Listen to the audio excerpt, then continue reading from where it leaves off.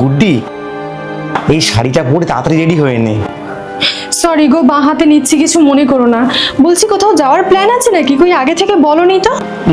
কোথাও যাচ্ছি না। তাহলে আজ তোর দেখাশোনার লোক আসবে।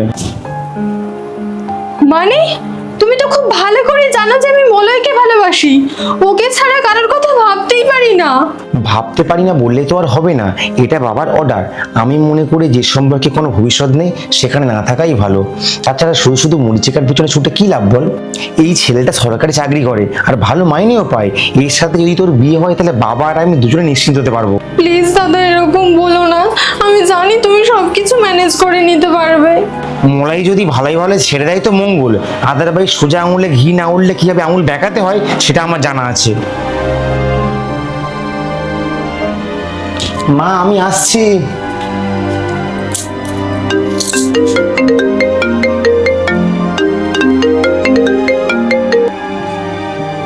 পারলে আমাকে ক্ষমা করে দিও। কেন, কি হয়েছে? এই সম্পর্কটা আমার পক্ষে আর এগিয়ে নিয়ে যাওয়া সম্ভব হবে না। মানে একটু পরিষ্কার করে বলো। আজ আমাকে দেখার জন্য লোক আসছে। আজ থেকে আমাদের দুজনের রাস্তা আলাদা।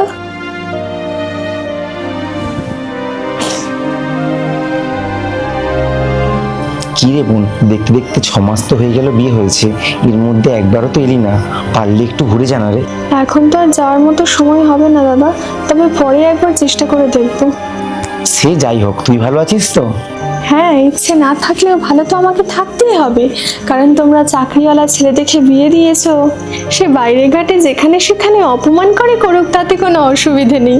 অনেক টাকা তো কামায়, তাই না?